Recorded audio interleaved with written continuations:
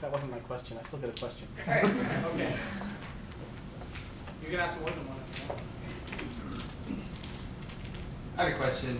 I know there's been some discussion in the past about whether the term or the name atheist should be retained or whether it's just try to adopt a different name. Do you have a particular opinion on that? I don't like the idea of moving away from the term atheism. Like, I know you're probably talking about like the brights. And yeah, I feel like you're just going to explain yourself back to atheism. You know, if you're like, oh yeah, I'm a bright, and then somebody's, oh, well, what's a bright? Well, you see, I don't believe there's a God, but I also believe all this other stuff. You know, so I kind of shy away from that. I think that we can repurpose is the wrong word. I think that we could, yes, the rehabilitate, or you know, the word atheist, and make it less of a bad word in social circles. I think that would be a better focus for energies than trying to rebrand it, because that's kind of difficult. And then you have a whole bunch of people with different ideas of what the best brand would be. And, you know, I think. Well, the Unitarian Universalist Church in Oklahoma City, I mean, I've noticed that they have a few atheist members in the church. I mean, it's kind of odd thinking of atheist people going to church, but it happens. And one of the ways they've actually improved their standing in the community is to join the Interfaith Alliance and work with other churches and getting things done. We could hopefully see about trying to edge our way into that, working with the churches to actually do good in the communities. I'm familiar with the Interfaith Alliance. And that's a great way to interface with the community at large. And actually, the Unitarian Universalists are a very friendly subset of the religious organizations. And we've actually done stuff with the EU Church in Edmond, and I think we have some members that attend the one in Norman, or you go to the one in Edmond, right? Somebody else up there. Sure. I think one of the big hurdles that atheism has is the concept of morality, that so many people from the time that they were small, particularly in a predominantly Christian nation, are taught that human beings are inherently sinful, are inherently evil, and they basically incorporate that into their understanding of what we are. And then if you are not a religious person who believes that you have some external source of morality, you therefore have no morality. And I don't even know really how the best way to answer those people, because I think they have so incorporated into their model of how the universe works the idea that humans can't be moral, that only following the edicts of a superior being makes you moral. I've also encountered this argument. I think probably a lot of us have. And I would say what I usually do, or I usually just try and be an example, like that. You know, I don't ascribe to any sort of greater power telling me what to do, but yet I'm still, I still adhere to these certain guidelines, and I can show you kind of where these particular moral values come from, or where I think they come from. But I think do you have an answer? I was going to expand on that because let's discuss. The Norman Naturalist group, in their explanation of what they are, they mention that they believe that morality can be achieved through empathy and rational inquiry used together. And that's a very good explanation. Now, if you want to get snide with someone who says that, you can always say, so you need a higher power to tell you not to go around and murder people. That doesn't make you a good person. Right. I think Santa Claus said that you should be good for goodness sake. I'll agree with that. That's perfect. I've been working at this particular company that I work at for the last 21 years. And I've been a supervisor there for about 15 or 18. But I really never came out as an atheist until probably 10 years ago, when I really came out to myself that I've been living that way all my life. But I've always treated people with respect. And I have one individual, this is anecdotal of course, he was George and I's driver.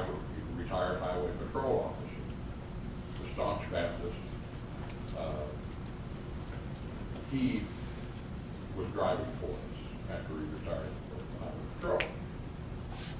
He could not get himself to accept that I didn't believe in any God and I didn't need a God. He would always say, oh, I know you're really a Christian because you're too nice a guy. You couldn't be an atheist. And I'm saying, Atheists can be nice too, I promise. they want to put these blinders on and say, no, if you're a nice guy, you must be a Christian because you couldn't be any other way. And that's all. That actually brings up an interesting, I am also out in my workplace, and I've had a few, not out like, oh, you shouldn't say that because that's, not the sort of internet atheist out, but mostly when I'm an atheist, I don't do that. And I've had some interesting conversations when people ask about Christmas or whatever. And I had a similar one where somebody had asked, well, you're kind of a good person, and I'd be like, what do you do when you're upset? Like, if there's no God, like, do you pray? Is there a, no, we don't pray. And I think that's actually one of the benefits of one, being out, and two, being more positive and more available for good communication, is that people are willing to ask those sorts of questions. And I think that we're never going to get anywhere unless we're more honest with people. Another thing we could do is we could particularly go after the mass demographic, because I mean, churches, they expand because they advertise. The atheist community hasn't been that great at advertising. I mean, we've put up a few billboards, but we haven't done any door-to-door campaigns. But what would probably work is to go I'll do it. I'll do it. I have to say, Red has done a great job of advertising. Like at the they're at like the Peace Festival and the Pride Festival and things like that. And even whenever we do things like at the food bank and stuff like that, like you're making connections, you're advertising. And I think the billboard did do a pretty good job of bringing in a lot of members. Well, I think one of the things we could do is, because the young demographic, I mean, more than a third of them are nuns, agnostics, or atheists. That would be a particularly good group to target for some sort of trying to gain members. I mean, all we'd have to do is go to a college campus and hand out flyers, because those people are automatically going to be in that age range. So a third of the people we hand flyers to will fit the category we're looking for. I think I'm more drawn to the idea of building a better standing in the community and then attracting members that way than I am actually doing like marketing. Yeah. Possibly because I just find like marketing somewhat obnoxious, but that's just me. Word of mouth referrals is the best way to go. But going back to finding common ground, what are some subjects that you've been able to find common ground with religious people? Okay, so that's a very good question. And Westboro Baptist Church. Yes. yes, that's one. Also, things like at the food bank, that was like, obviously hunger, poverty, those sorts of things. It's big community issues that we can sort of work together. Even things like, working on this boulevard or whatever that's going through. Just getting involved in the community as a group of people that have the atheists. Any philosophical areas or Philosophical areas like. anything? Well, I mean, you see, and I think that's kind of, I actually had a slide when I pulled it out that had common ground, and it was intentionally left blank. Because I feel like that's often you sit and you think about, okay, well, what sort of common ground can we come across? And it's often difficult. And I think, we're all human. Like I said, we all have, or those of us that have children, love our children, and we all kind of have this desire to leave the world a better place than it was when we got here, or most of us do. And so, I think that if you break it down to really basic things like that oftentimes you can decide things. But I mean, what do you mean specifically philosophically? Well, where we come from, where we're going, all that kind of stuff. I don't think you're going to find common ground. But see, we don't have to agree on, we don't have to agree on if God created the Big Bang in order to help feed the hungry. But in talking to religious people, that's usually the first question that you're asked. That is true. That's usually where the conversation stays. In my experience. But I guess The that's, common ground to me, is- that's what Paul's saying, is that that's the problem. It goes there and then never goes anywhere else, and we Yeah. need to take it away from that. It's, you believe that, and I believe that, and it's a schism. It's, okay, well, we don't believe in God, but we believe people need to eat, and that's why I'm here. How about, can't we concentrate on today? That we can And do let- better. And we'll worry about Right. tomorrow. Today, there are people that are hungry. Well, this assumes that Christians even agree with themselves, which is not true. I mean, atheists don't always agree with other atheists. Yeah, hold on, I think, did you I have? was just gonna say, as far as the common ground, the specific question is that we don't know what happened before the Big Bang, just like we don't know where their God came from. They don't know where their God came from. So that's the common ground, the philosophical. If you can get them to say, I don't know. Right. Well, they say he's always been there, and I'm like, well, what was God doing before he built the universe? There's all these questions the Bible doesn't go into. And then that's a good starting point I've always found, is getting them to say, I don't know, because it's not in the Bible. And then that's where that philosophical argument pretty much stops. And then you get them to say, I don't know, then you can get them to say, I don't know about a lot of things, and then you can build a lot more common ground. I think that way. Okay, just accepting that we don't know. You, and then, Well, I was just gonna comment, we're not looking to convert so much. What I understand you're talking about is changing the way we're perceived. And Yes. so, not to focus on philosophical, comparisons, but more about just how we're perceived. For me, it was major in my decision, or my realization I was an atheist, was the first atheist I ever met. I didn't know she was an atheist, but I thought she was the best person in the whole wide world. Then I found out she was an atheist, and then I realized you could be an atheist and still be a good person. And so it wasn't that the philosophy was completely separate from this idea that I could be, or I could associate with that group, because they are good people. yes, I would agree with that. We need better marketing and not so much on hypocrisy. When I've had any conversations with this, that's, what do you believe happens when you die, and doesn't that make you sad that you're not going anywhere? My answer's been, I have children. That's my immortality. That will carry on. And it's for them that I want the world to be a better place. I've got here, I've got now. That's what you need to be happy about, and that's what you need to try to improve. It's for them. They seem to accept that really well when you say it's for kids. See, I tend to take a kind of different approach whenever I'm asked that question. I very much like that, you're carrying on for your children and trying to make a better world. I generally go well, for one, I didn't really care that much about not existing before I was born, so I'm not really going to care that much about not existing after I die. And then, secondly, the idea that we are made up of all of these atoms that came from, billions of years of stellar evolution and all this stuff that came together, and then after we die, all of those pieces are going to go back into the universe and are going to become other things. And so, yes, our consciousness isn't really going to have any, but, and it's kind of I don't believe in an afterlife, but I do kind of am okay and have come to terms with the fact that one day I'm going to die, and that's all right. I guess. I'm out in my workplace, and we've got a really diverse group. We've got your Catholics, your Church of God, Church of Christ. That's always interesting. But I don't think that we need to. We don't need to worry about converting, and it's not necessarily rebranding atheism, because you kind of get into that episode of South Park, where are we? The United Atheist Alliance or the Ally. You don't want to.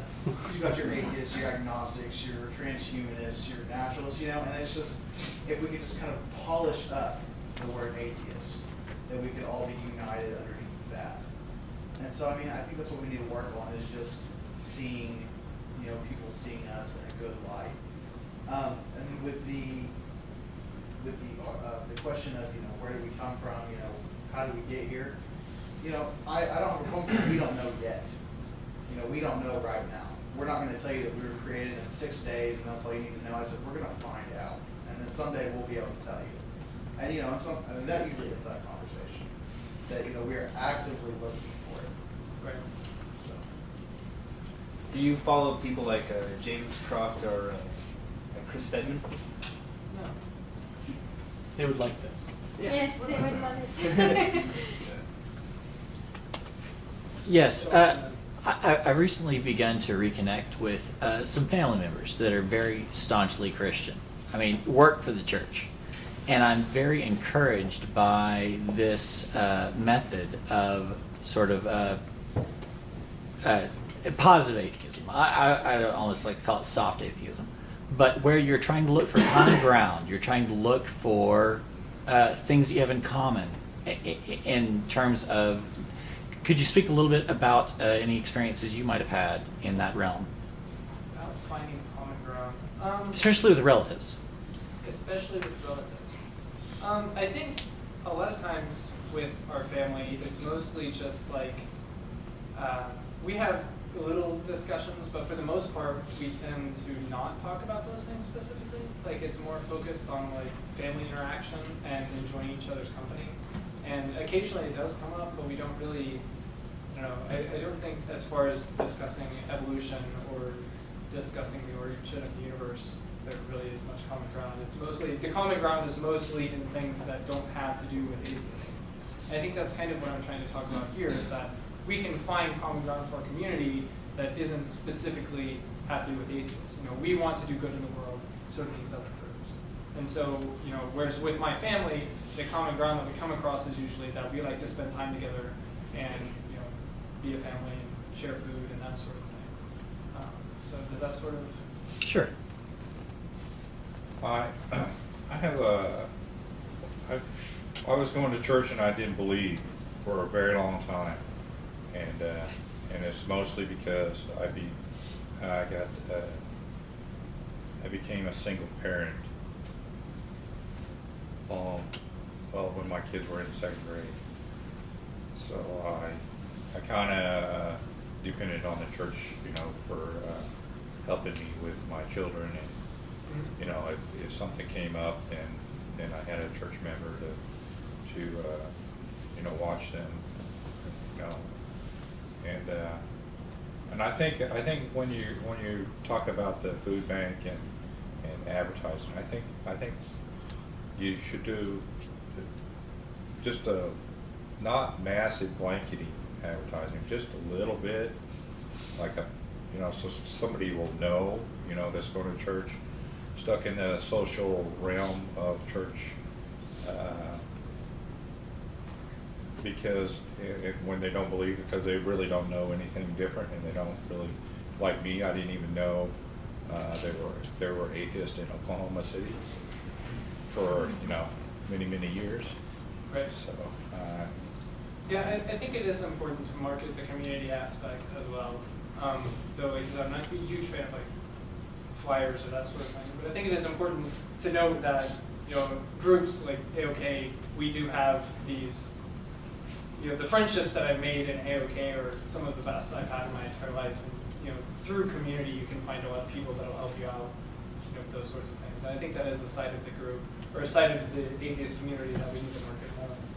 But how do you get that out to somebody like who's in a church and doesn't know that there's an atheist community? I mean, we didn't know. That's a great question. I mean, we didn't know that the AOK existed until a friend of ours in Colorado told us there was no. Right, in a church, that's a really how great question. do you get that out there? The political clout, I've got a question about, how, I haven't been a member of the group long enough to kind of know where we've gone from a political standpoint, but it's something that I'm really passionate about. I've gone door to door on a lot of different campaigns, and I will go to door to door when it comes to politics, but what has this group done as far as have we done voter registration drives? Have we done, has AOK ever considered saying, this is our thoughts on these candidates in certain races? I mean, is that something that we've ever? Not that I'm aware of. I'm fairly new. That might be a better question for. If we endorsed a candidate, I've only been a that'd be member a piece of for 2 or 3 years. Damien may have a better. If we want a candidate to lose, we should publicly endorse the hell out of them. Sally Kern, we support Sally Kern. Political issues. Our prior president, Nick Singer, actually just ran for public office. Yeah. I went door to door for So Nick's small campaign. things like that are happening. Well, I'm talking about what that phrase that all politics are local. I mean, Right. I guess I'm not asking as much as I'm saying, like, you know, what have we done as a group to talk about, you know, do you go to your neighborhood association meetings? Do you vote in municipal elections? Are you registered to vote? I mean, that's your power. I mean, Right. as far as like, not necessarily like having a raft of candidates that, you know, but have a couple of candidates go to one of these events and talk to us. As a group. Yeah, we had Ed Shadid come to our group before, Yeah. prior to him, you know, and Brittany Novotny has come around. And there's people like that have come around that do understand that we are for them, and they understand that our values are the same. In a lot of sense, you know, we might disagree. Like Ed Shadid, he's actually a Buddhist, and Brittany Novotny is a Christian. You know, but they understand that our core values, our humanity is still there. So they understand that. We just have to find those people that are willing to listen to us. I love the idea of trying to get more of us into school boards, though. Hold on. I mean, that's No, Nick's not here, I don't that wouldn't think. be too hard to do, would it? I mean, I wonder how, Because those votes he are got like- more than 6% of the vote. Yeah. School boards all around. 45, so Pretty good. those people must not have voted against him to be an atheist. Well, and That his yeah, campaign didn't even bring it up. yeah, Nelson didn't bring it up at all. Hold on, I think we have a few more questions. Have you ever heard of Vsauce? Has anybody ever heard of Vsauce? Yeah, yes. Well, I don't know how much we spent on the billboard, but I was watching the Thunder game the other day, and I mean, I don't want to buy a toaster strudel, I don't want to buy a TV. You know, I watch Vsauce a lot, and I don't know if a good way to promote our, you know, agenda would be to just, you know, do a 30-minute commercial and just bring, you know, a scientific fact. You know, like that one about the sun being, you know, the photons being like 100,000 years old, and you know, that would, you know, that's mind-provoking. And at the end of it, you just say brought to you by, you know, AOK or something. I don't know how much that would cost or anything. Maybe take a marketing chair. Yeah, 30 minutes. 30 minutes is a long time, but yeah. Well, I mean, one thing that happened in the gay community is that for years it wasn't very well accepted in spite of relentless writing. And, I mean, they had gay pride parades, they had a lot of efforts to change public opinion. But what really changed things was when people felt comfortable enough to come out to their family about who they were, that things really started to change for the gay community. And I think that with the atheist community, it's probably going to have to go the same way, because it's not going to be working with other people that's going to change opinions. It's not going to be information drives. What's going to change people's minds is when they have a friend or a relative that's openly atheist. And it's much harder to have something against atheism when you've got a friend or relative that is that way. I think it's easier to be against atheism whenever you have a friend or a relative who is out and also very loud and critical. Yes. I think that's kind of the whole crux of the argument that I'm trying to make tonight, is that yes, be out, but that doesn't mean that you have to be negative and assault all the bastions of religion. And you know that there are many positive aspects of being an atheist, and those are the things that we should be focusing on. Those are the things. You know, I'm not saying that people who are negative are wrong or that they should stop. Like, I'm never going to tell anybody they're doing their atheism wrong, but I am going to say that I do want people to get louder from the middle, more moderate section. I disagree with that. I think being an out atheist and a positive atheist is extremely beneficial, and the more of us that are, the more normalized people make the A word. So I agree with that, but I think you're absolutely right. Being involved in the community in a visible way and working side by side with other groups, or even on our own, and just being extremely visible, doing positive things, is only going to be good for us and for every atheist in America. I look forward to doing more with it, and I hope we take some action. I agree. I think one of the great things having a family member or a friend who is out is it's a jumping off point, because it takes a lot of courage to leave religion behind. You know, if you believe in God and hell and all that, then it's kind of scary at first when you ditch that, because you think about consequences. So when I started my path towards atheism, it was a coworker who was agnostic, and I thought, man, that guy's brave to just openly say that, and it got my mind started that way. And so I was jealous, actually, that he could be so outwardly courageous to admit that, and I wanted to be that way, and that's how it got started for me. There were I was gonna say, when you said political cloud, I think I took it differently than everybody else did. Like, I wasn't thinking so much politics, but more like, when you made the argument, we really don't want creationism in schools and stuff. But Christians want better schools, just like we do. And could we maybe work with them to get better math classes? That might be possible. Or more funding? Or, yeah, I mean, surely there's things we can agree on that Right. improve the schools. And then if we're working side by side with them to accomplish those goals, and then they find out we're atheists or something, who knows, they might even support us when we say, and it would be nice if my kid didn't have to listen to the prayer every day, or something like that. Right. Something else, man. Yeah, that's a very good point. I can really thought about it that way, but yeah. Won't live very long.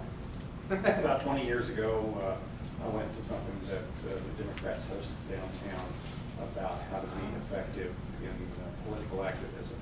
And one of the things I remember 20 years later was a woman that got up and said, you need to understand that we all have different values and that we are not, even and she was speaking to Democrats, not all Democrats agree on everything. And if you are trying to influence government, in our case, influence other people into accepting the idea that we need to pay more attention to the quality of education, don't get off on the gun control. Don't get off onto issues where you might disagree. Concentrate on the commonality that you have with those individuals and work with them. Be accepted by them on their commonality grounds. Don't let the areas in which you disagree kill your working relationship. And I would go beyond what she said. And I think after a while you get accepted, and in the areas where you disagree, they'd be more likely to maybe not necessarily come over to your side, but at least accept their side. Yeah, I agree. I would I think Amber Oh. had a long time ago. I don't know if you still have anything that you want to. Well, a couple of people kind of covered it, but I think that what I notice most in the atheist group is a lot of people have their guard up. And so when somebody approaches us with questions about what we don't believe in, what we believe in, we kind of feel like they're attacking us. And so I think it's a natural response to be sort of aggressive, but I think that what you're saying is going to be the best thing for us because we don't want to come off as aggressive and that, we can't have the common ground. So yeah, I mean, basically, I get what you're saying and I think it's great. It's difficult. I've been aggressive and I've been a troll myself. Right, So it takes it takes practice. You It's have not to something that you count to 10, take a deep breath, and then Right. Yeah, try and understand what they're saying. Yes, because they're scared. They feel like us. My grandma, I know, it's completely earth-shattering for her to think that I don't believe in God, and I think she's worried and she's scared. And so when they hear somebody else saying, "No, I'm fine. It's great. I don't have to believe in God," that's kind of unnerving for them. I think it's important to know that she's like, or what I'm hearing is that she's scared for you. Like that she cares very much about you. But I think they're scared for themselves too. Yeah, that's probably true. Yeah. There was some thing. Go back in order. I think we'll take a few more and then probably so we can get out of here real quick. I'm not sure if this really quite relates to common ground between theists and non-theists, but it feels to me like in our society, especially in politics, but in ethics, the middle ground is just being squeezed out, or it's vanishing, it's eroding away. And so whereas you used to have a solid block of moderate Republicans and moderate Democrats who could work together, I'm just using politics as an example, now it's become fairly polarized to where on any given issue, people are hard left or hard right. And this is even more true of the electorate than of the Senate. What's going on there? Speculate. That is a huge question. And is it also happening to us? Is it happening to That is a really big. That could be the subject of an entire series. Like, are we being drawn into that too? Like the fire throwers, like Sam Harris, and let's be honest, Hitchens and Dawkins, who I love them all, but our community is gravitated towards the fire throwers, and you haven't heard of the Chris Shipmans or is it Chris Shipman? See? The James Crofts, the really like Chris Stedman. Yeah, sorry, Chris Stedman's one of us. God, no, that was a terrible slip. Chris, are you here? You haven't heard of the Chris Stedmans, these radical moderates who are like, let's hold the middle, let's like all talk to religious people. It feels like our middle is being eroded as well as we as a community gravitate toward the fire throwers and away from the people like Carl Sagan who have this approach. What the hell's going on? Okay. But I'm trying to work Can someone do a talk on that? There's actually a number of social psych principles, I think, at play that sort of cause that within groups, especially when your groups are able to have such rapid communication. And so, like, if you put people in a room, for example, and you have a bunch of moderates and then two people who have very diverging opinions, sort of bipolar opinions about something, you'll see the moderates over time will go to one side or the other. And I think that we have the same thing happening in society at large because of my personal opinion, our 24-hour news cycle, so the instantaneous communication that we can have now, where we're all now in the same room. It's not that, well, I see all of you guys once a month at a discourse. I interact with you guys every day, online.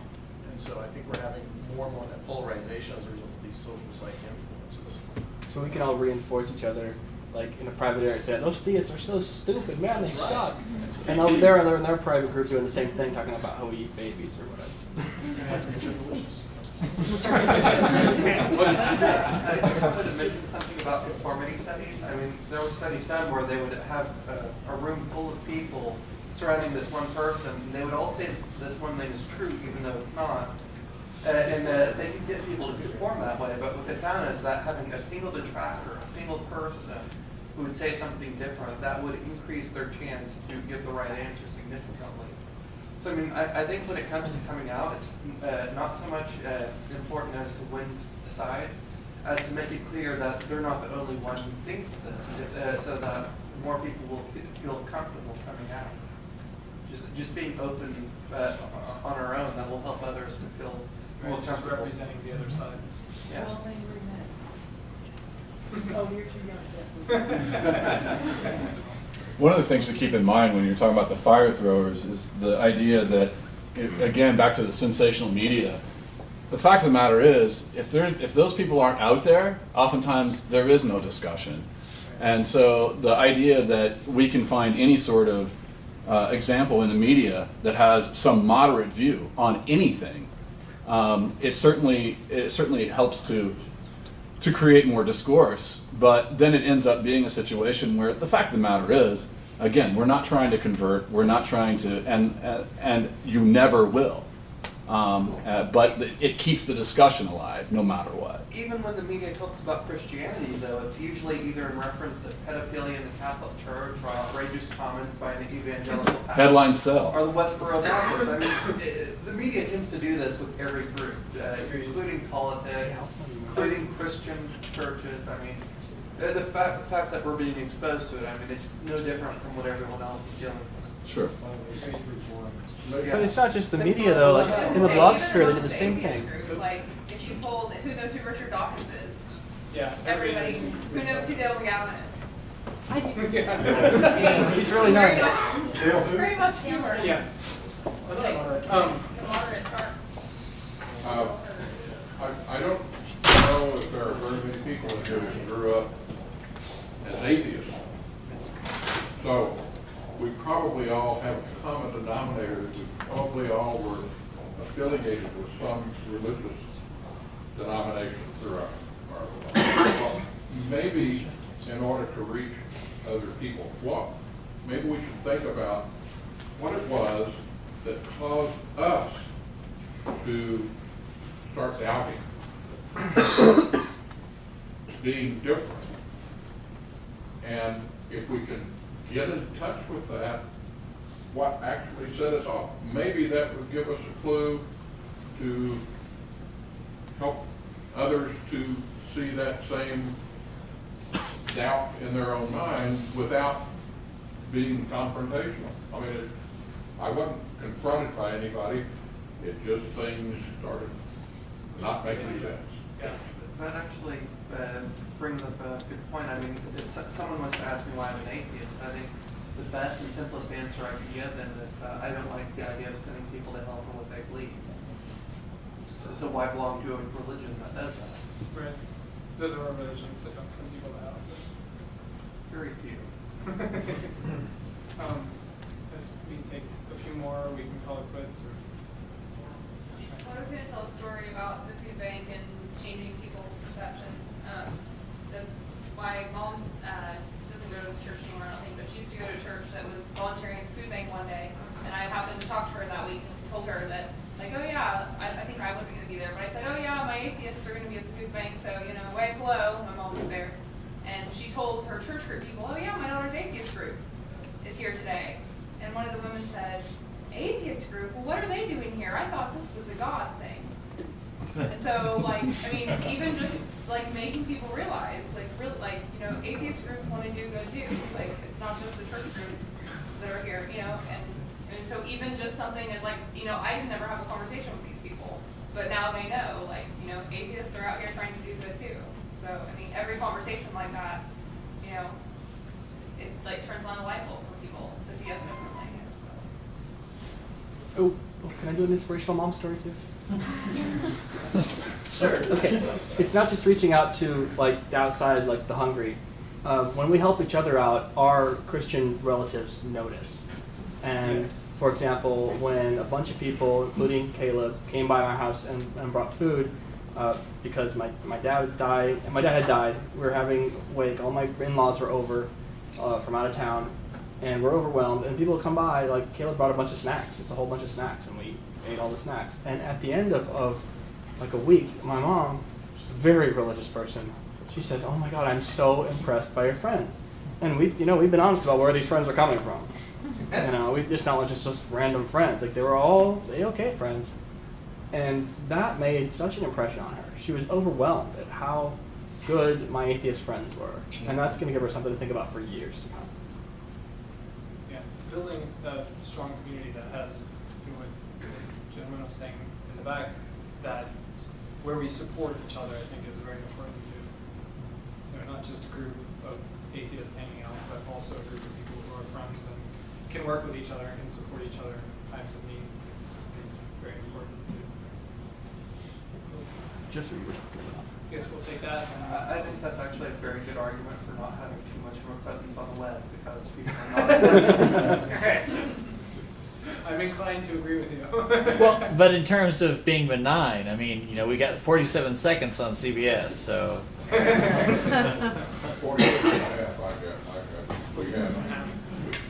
we were featured for 46 and 1/2 seconds. But we look good. Which was a little more than the 6% that we are. But we were featured. Like 5 minutes we were after that. featured. I'm just saying. Yeah, that was extenuating circumstances. Yeah. They were going to do well by us. All right. Well, thank you everybody for coming. And